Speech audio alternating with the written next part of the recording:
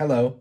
Today let's talk about what makes a good slicing knife or a good slicer.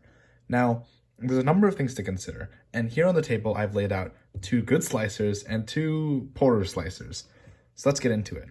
I think first and foremost, what makes a blade a nice slicer is the blade thickness or blade stock. A thinner blade will obviously slice material better than a thicker one in that there's less material, less width that has to go through things that you're cutting. So if you're cutting like a lot of cardboard, double, triple corrugated cardboard, it definitely helps to have a thinner blade profile, a thinner blade thickness, because it will more easily separate the cardboard when you're trying to cut.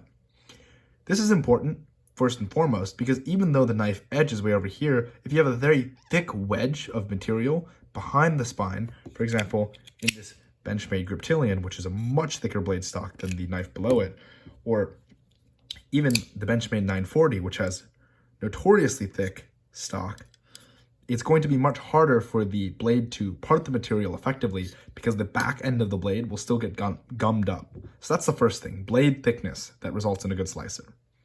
And obviously the thinner the blade, the better the slicer. The second thing that results in a better slicer is the grind that's involved. Now the grind is the removal of material or the angle of the blade that results from the back or the spine thickness, so like the primary thickness, all the way down to the edge. It is not the shiny part on this blade, it is not the part that you actually sharpen, but it's the part that the factory does for you, which is this sort of gradient from this part here all the way down to the edge. And the reason why different grinds matter is because they help reduce the thickness of the blade from that thick blade stock, or in this case the thin blade stock, to the thin cutting edge. There are different kinds of grinds that result in better or worse kinds of slicing knives. This one is a flat grind that starts pretty far back, so what people call that is a high flat grind. This is probably about a mid flat grind, starts about halfway through the blade, or some people call this a saber grind, or if the grind line was even further down, it would be a saber grind. Some old Spydercos have saber grinds, and some old-timey knives like Stockmans and such have saber grinds too, but it's not really used that much anymore because of the implications towards slicing. This knife also has a flat grind, but it's not that high of a flat grind considering of how narrow the blade is.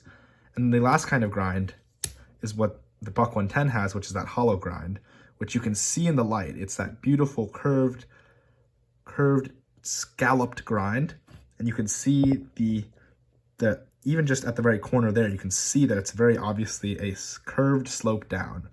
And so in terms of what makes the best slicing knives, it's the grinds that have the least amount of material behind the edge. So right behind that shiny, in this case, mirror polished edge, like whichever grind reduces the amount of material to be as little as possible there and has the quietest or like least amount of gradient back up towards the back of the spine will be the sliciest blade.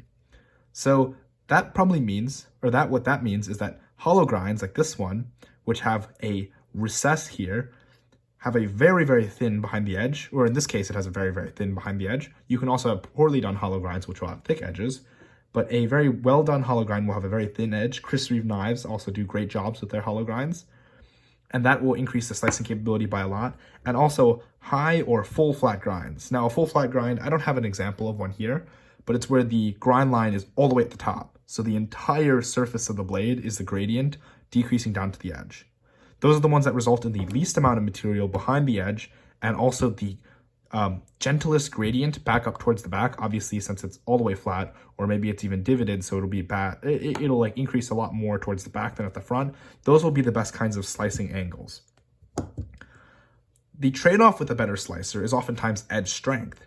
So the advantage of having like a mid grind, because the logical question is, if knives could be made better cutters, why aren't all of them super razor thin, like safety razor level thin blades? Because it trades off with strength.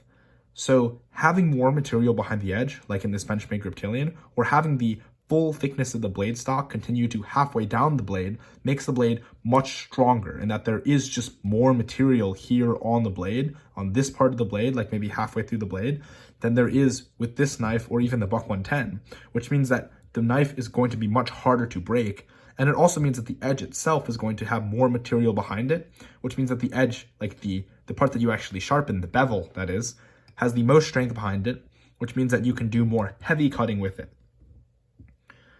That being said, the kind of cutting that you can do, you'll find that it has a harder time cutting into different materials, for example, wood and cardboard, or things that will oftentimes get inhibited by the thickness of the blade back up, gets us back to the idea about slicing. So yeah, we talked about blade thickness, grinds, and then also behind the edge thickness, which is to just say, what's the thickness right as the part that you sharpen starts? So right there, is that thick or not thick? Which determines also the angle of the sharpening as well. But we'll get to that in a second. Obviously, just the thinner and the least amount of material that you can have behind the edge, as thin as possible before you actually start sharpening, that will give you the best slicing performance because there's just less material that you have to push through the thing that you're cutting. Last thing that we're going to talk about is the sharpening angle. So sharpening, when you sharpen the knife, can be sharpened at many different angles. For example, you're probably going to have flat angles because most people sharpen on a whetstone, although if you sharpen on a grinding stone, you might have a little bit of a concave hollow grind sort of thing on the edge. But you can sharpen at a variety of angles, and a variety of angles will get you a sharp edge. Probably anything less than 90 degrees will give you some amount of sharpness because of just the way that steel works. You're probably not going to want to sharpen a knife to be 45 degrees on each side or 90-degree edge total because it's going to have a very hard time pushing through or separating material as you try to cut through it, as you can just envision in your mind's eye. Like imagine if your blade, if you zoomed into this edge right here, imagine if the blade was like this. Obviously it would not, sort of split material very easily. Most knife angles are somewhere between probably 35 and 20 or 15 degrees on each side. So you're probably looking at somewhere around 70 degrees total to maybe 30 degrees total. And those will give you different performances. For example, certain chef knives will be very low angle because it allows them to cut through materials such as flesh, like fish and stuff, much easier than if it was a lot thicker. And since they're chef knives and you're only going to ever be cutting through fish and you're not ever going to be processing pig bones with it or something, then you don't really need the trade-off of extra strength because you're just going to be slicing with that knife. That being said, so sharpening at a lower angle on each side will also give you a slicier angle because it also just removes the amount of material that has to go through the thing that you're cutting. And that's sort of the verdict on it overall. It's how much stuff are you forcing through what you're cutting? And if the answer is a lot of stuff, whether that be because the blade is thick, whether that be because the grind is rather shallow, or whether that be because you're sharpened at a very high angle, which produces a stronger edge as we've discussed, that just makes it less good at slicing, but better at hard use applications or other things where you demand edge strength as opposed to edge fineness and slicing ability. And this is not to say that one is better than the other. It's all dependent on what you use your knives for. So if you're doing a lot of fine cutting, say you're a fishmonger or something, then it would make sense to have a very slicey edge that can very easily separate fish meat. Whereas if you're a backcountry woodsman, you're probably going to want a stronger edge so that it will hold up to more abuse, for example, cutting through a tree or something. The last kind of grind that we didn't talk about today, actually, is what's called the Scandinavian grind, which is where there is no grind, so the blade does not taper down at all, and there's only the primary bevel, which sort of provides you the most amount of edge strength, while also giving you a very fine edge in different ways. Those are also the easiest to sharpen because you can very clearly feel when you're off of the angle. And those knives are often very commonly used for woodcraft or bushcraft because of how robust the edge is. And actually, that design of having just one angle and then the rest of the blade being flat oftentimes people say that it works very well for, separating wood fibers and other things like that. So that means that specific blade is of purpose-built design for woodcraft and other things like that. For example, Mora knives all have Scandinavian grinds. But that's neither here nor there. So at the end of the day, what makes a good slicer? Thin blade, thin grind, whether that be a high flat or a high hollow grind, and also just not a lot of material behind the edge with the grind. So that's sort of related to the grind. And then the last thing is having a good low edge angle.